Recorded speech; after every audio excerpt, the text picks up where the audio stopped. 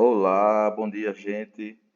Olá, você, bom dia, boa tarde, boa noite. Meu nome é Francisco, eu sou professor de ciências aqui do programa Vem Que Dá Tempo. E na última quarta-feira, infelizmente, eu estava de atestado, não pude comparecer à aula e fiquei devendo essa aula de ciências para vocês. Mas está aqui a aula, vamos lá.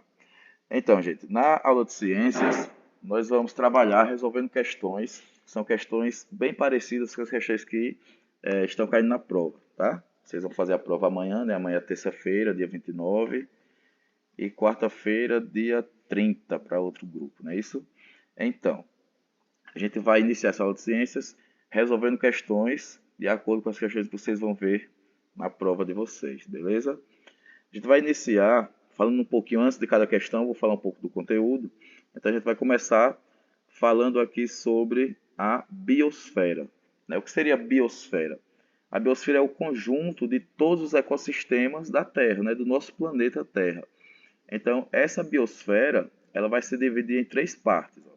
Temos a atmosfera, a litosfera e a hidrosfera. O que seria a atmosfera? Seria tudo aquilo de massa gasosa do nosso planeta. Toda a parte dos ecossistemas, que é a parte onde tem vida, da parte aérea, da parte gasosa, da parte do ar, é a nossa atmosfera. Então veja que o nome já diz tudo. A atmosfera. E se for, professor, a parte do ambiente aquático, as águas, a vida marinha. Então, nesse caso, nós temos a hidrosfera. Tá? Esse iniciozinho aqui, hidro, ele vem de água, né? Então, tudo que tem hidro na frente se refere à água.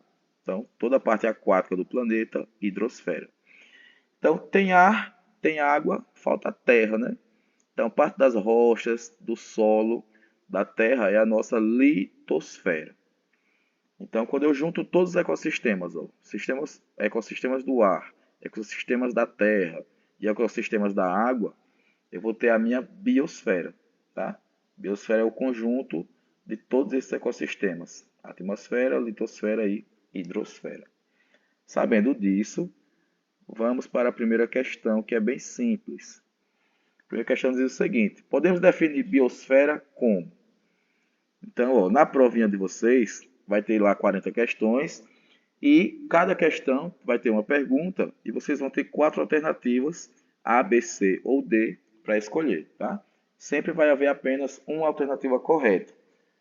Então, o que será biosfera? A gente vai escolher entre a letra A, B, C ou D. Então, biosfera, deem uma lida aí. A letra A diz que são todos os seres vivos e a parte não viva de um ambiente. Não é essa, porque biosfera é um pouco mais que isso, né? Lembra que biosfera é o conjunto da atmosfera, da litosfera e da hidrosfera, ou seja, toda a parte aquática, toda a parte terrestre e toda a parte marinha, tá? E toda a parte aérea, né? Massa gasosa. Então a correta seria essa daqui, ó, letra B, tá? Conjunto de todos os ecossistemas da Terra: florestas, campos desertos, oceanos, rios e lagos. Então, na apostila de vocês, marque aí letra B, tá? Essa apostila também está sendo enviada aí no grupo, a apostila em PDF, vocês podem abrir no celular, no computador, tá certo? Tá, essa apostila aí postada no grupo também. Essa mesma apostila que vocês estão vendo aqui na tela é a apostila em PDF que eu postei aí no grupo. Ok, primeira questão, letra B. Vamos à segunda questão. Todo o planeta Terra é envolvido por uma camada de ar. Essa camada gasosa que envolve a Terra é a... Então, se é uma camada de ar, é a atmosfera. Muito bem para quem disse aí letra B, tá? Letra B, marquei questão 2, letra B. A atmosfera. Se a questão estivesse pedindo a parte da água, seria letra A, né? Hidrosfera. Se a questão estivesse pedindo a parte da terra, do solo, seria a letra D, litosfera.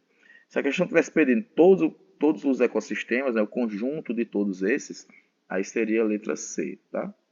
Mas como a questão pediu a parte da camada de ar, é a letra B, a atmosfera. Vamos aqui a próximo assunto. Né? O assunto é muito curto, porque a gente tem muito conteúdo, então fala um pouquinho de cada assunto, responde questão de acordo com a prova. A gente vai falar agora sobre o sistema digestório. Gente, quando a gente fala em sistema no corpo humano, a gente está falando do conjunto de órgãos, né, do nosso corpo que serve ou que, trabalhando juntos, eles realizam determinada tarefa. Por exemplo, o sistema respiratório é aquele conjunto de órgãos que serve para o processo de respiração. O sistema nervoso é o conjunto de órgãos como o cérebro, os nervos, que fazem toda essa movimentação do nosso corpo, né? Esse sistema de nervos e cérebro que coordenam o nosso corpo. Então, quando eu falo de sistema digestório ou sistema digestivo, eu estou falando do sistema de órgãos, do conjunto de órgãos que faz parte da nossa digestão. E essa nossa digestão ela é realizada em 4 partes, 4 etapas, né?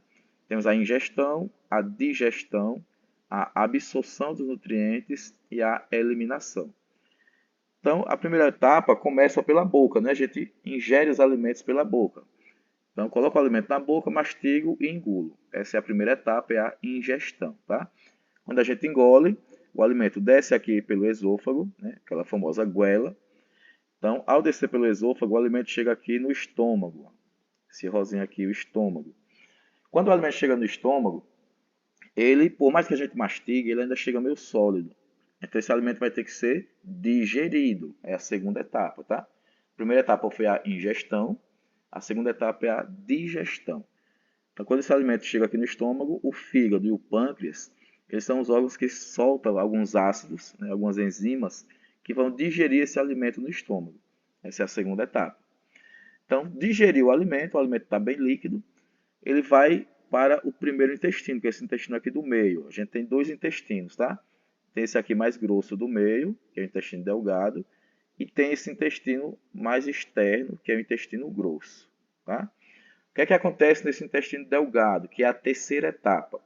Nessa terceira etapa vai acontecer a ingestão, vai acontecer a absorção dos nutrientes, tá? Primeira etapa foi a ingestão, né, que foi pela boca. Segunda etapa é a digestão, que é no estômago. E a terceira etapa é a absorção dos nutrientes, né? Onde vai ser retirado toda a parte boa do alimento que você comeu.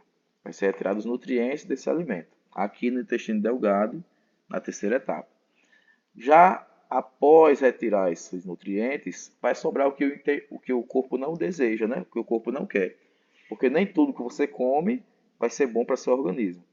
Então, retirado esses nutrientes, a gente vai sobrar, né, o que não presta mais, vai se transformar em fezes e vai sair do nosso corpo aqui no intestino grosso, tá? É a última etapa, é a eliminação. Aqui no intestino grosso, o que era antes alimento agora já se transforma em fezes e vai ser eliminado pelo ânus. Então, só recapitulando rapidinho. 4 etapas. Ingestão, acontece pela boca. Digestão acontece no estômago, através do pâncreas e do fígado. Terceira etapa, absorção dos nutrientes, que acontece no intestino delgado.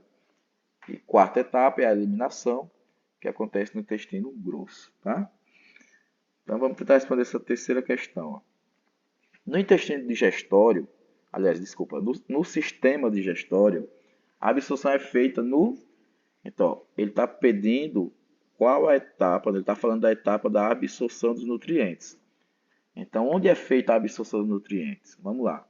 Vamos lembrar que são 4 etapas, né? A primeira etapa é a ingestão, é feita na boca. Então, não é a letra A. A segunda etapa é a digestão, é feita no estômago com o pâncreas. Então, não é a letra B. Agora, a terceira etapa é justamente a absorção dos nutrientes, né? Que é feita lá no intestino delgado, tá? Então, letra C, como a gente quer a absorção dos nutrientes, a resposta correta é a letra C, intestino delgado. Muito bem. Vamos para o próximo assunto aqui.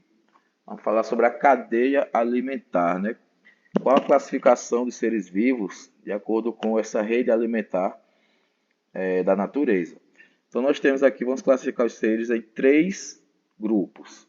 A gente tem os produtores, tá? Os consumidores e os decompositores. Quem são esses produtores? Os produtores são as plantas, os vegetais em geral. Tá? São aqueles seres vivos que servem de alimento. Eles não se alimentam de outros seres vivos. Eles servem de alimento para outros seres vivos. Então, todos que servem de alimento, né, plantas e vegetais, são classificados como produtores. Vamos ver agora quem são os consumidores, né? Quem são consumidores da cadeia alimentar? Então, os consumidores, como o próprio nome já diz, são aqueles seres vivos que consomem outros seres vivos, ou seja, se alimentam de outros seres vivos, né? Tipo, o gafanhoto, ele come a planta, ou seja, ele consome a planta, é um consumidor. O sapo, ele come o gafanhoto, é um consumidor também, tá? Se vem uma cobra aqui, come o sapo, cobra também consumidora. Tá? Então, todos os seres vivos que se alimentam de outros seres vivos são consumidores. Já, ó, por exemplo, esse grilo aqui morre. Se ele morrer e ficar exposto, né, não foi enterrado, ficar exposto no terreno. Ele, após passar algum tempo, alguns dias, ele vai começar a secar, né, a apodrecer e vai se decompor. Então, o que é feito? Quem faz essa decomposição? São alguns micro-organismos chamados, né, de decompositores, como os fungos, as bactérias, né, os germes. Eles são decompositores. São aqueles micro-organismos que realizam a decomposição da matéria orgânica. Tá? Então, recapitulando. Produtores, aqueles que servem de alimento, plantas e vegetais. Consumidores, todo ser vivo que se alimenta de outro ser vivo. Tá? Por exemplo, o gafanhoto come a planta, é o consumidor primário. O sapo come o gafanhoto, consumidor secundário. A cobra come o sapo, consumidor terciário. E assim por diante, tá? Mas qualquer ser vivo que se alimenta de outro é um consumidor. Já os micro-organismos que realizam decomposição da matéria orgânica, por exemplo, você tem um pão, o pão está velho, começa a criar aquele mofo. Então, o mofo são micro-organismos vivos que realizam decomposição, tá? Mofo, germes, bactérias, são todos decompositores. Sabendo disso, vamos à quarta questão. Quarta e quinta, né? Vamos ver primeiro aqui a quarta questão, que diz assim: uma cadeia alimentar é formada por produtores, consumidores e decompositores. Quem são os consumidores de uma cadeia alimentar?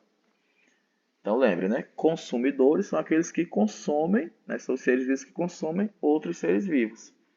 Então a resposta correta aqui é a letra A, tá? Letra A. Consumidores são os organismos que se alimentam de outros seres vivos. Então, marquem aí questão 4, letra A. Já a questão 5, ela diz o seguinte: a partir dos seres vivos abaixo, assinale o esquema correto levando em conta a cadeia alimentar. Então temos aí 4 seres vivos, né? Gavião, sapo, grilo e cobra. E aí a gente vai ler as alternativas para escolher a alternativa correta, tá? Em relação a esses 4 animais. Então vamos lá, letra A. O gavião serve de alimento para o sapo. Opa, aqui já está errado, né? O gavião não serve de alimento para o sapo, né? É o contrário. Então, já viu que está errado, já pula para a próxima. Letra B. O sapo serve de alimento para o gavião. E aqui está correto. Que serve de alimento para o grilo. Opa, gavião não serve de alimento para o grilo, né? Ninguém nunca viu um grilo comer um gavião, né? Então, letra B também pula. Letra C. O grilo serve de alimento para o sapo. Epa, aí está correto. Que serve de alimento para a cobra. Beleza, correto também. Que serve de alimento para o gavião. Aí sim. Então, questão correta, letra C. Marque aí questão 5, letra C. Gente, qualquer dúvida que for ficando nas questões, tá? Vocês podem colocar aí abaixo do link do vídeo. Se ficou alguma dúvida, se teve alguma questão que não entendeu, podem sinalizar que eu vou respondendo, beleza? Então, vou falar de mais uma questão aqui, que é uma questão de conteúdo que é de conhecimento de todos, né? Vacina e soro. São medicamentos, né, que todos conhecem, todo mundo já deve ter sido vacinado, todo mundo alguma vez na vida deve ter tomado aí um soro. Então, são medicamentos, mas qual a diferença principal, né, sobre esses medicamentos? Bom, de forma básica, a principal diferença é que vacina é um medicamento com efeito de prevenção. Tá? A gente toma a vacina, algum tipo de vacina, para poder se prevenir de ser infectado por algum vírus. Já o soro é um medicamento com efeito de cura. Tá? Você toma soro quando você já tem alguma enfermidade, né? Por exemplo, você teve muita diarreia, ficou desidratado, vai tomar soro, tá? Soro terapêutico. Você tomar uns goró pesado, baixou a glicose, vai tomar soro na veia, tá? Você foi picado por uma cobra, né, um animal peçonhento, vai tomar soro antiofídico. Agora, se por acaso você teve alguma doença que causou muita inflamação e infecção, aí com infecção o soro já não vai ser tão eficaz, né? Se você tem algo com infecção, você já vai tomar um antibiótico. Né? Antibiótico também é um medicamento com efeito de cura, mas ele é mais específico para combater infecções. Tá? Então, só resumindo, vacina a gente toma quando a gente vai se prevenir. Tá? Se eu estou gripado, não vou tomar vacina, porque eu já estou com o vírus. Então, eu vou tomar um antiviral para poder curar essa gripe. Agora, se eu estou bom, aí eu vou tomar vacina para poder me prevenir de adquirir esse vírus da gripe. Certo? Então, vacina, efeito de prevenção. Soro e antibiótico, efeito de cura, tá? Soro, algo mais leve, com infecção, antibiótico. Sabendo disso, vamos aqui para a questão 6.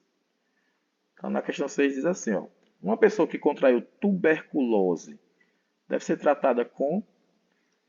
E aí, o que vocês acham? Quem contraiu tuberculose vai ser tratado com antibiótico, vacina, soro ou soro terapêutico? Né? Soro antiofídico ou soro terapêutico? Então, se é tuberculose, a tuberculose é uma infecção muito forte no pulmão. Então, se é infecção, a gente não vai tratar com soro terapêutico, a gente não vai tratar com soro antiofídico e nem vai tomar vacina, né? Porque você já está com a tuberculose, não adianta tomar vacina. Então, você vai ser tratado com antibióticos. Tá? Marque aí, questão 6, letra A. Muito bem. Pronto, vamos aqui para a última questãozinha desse vídeo. Eu vou fazer a aula em algumas etapas, porque senão o vídeo vai ficar muito longo, tá? Então eu vou fazer essa questão, a próxima questão 7, para o vídeo aqui e a gente começa com o segundo vídeo após, na sequência. Então, conteúdo também conhecido de todos, gente. Quem nunca ouviu falar, né? Em pandemia. Quem não ouviu falar aí na pandemia da Covid-19, né? Já passou 2 anos aí, muito assustados com essa pandemia. Mas afinal, o que é pandemia, né? Qual a diferença entre pandemia, epidemia, surto e endemia? Então, pelo que diz aqui, né, surto ocorre um aumento de números de casos de uma doença em uma região específica, né? Um bairro, por exemplo. Por exemplo, aqui em Maceió está tendo muito caso de meningite, né? Meningite aqui em Maceió.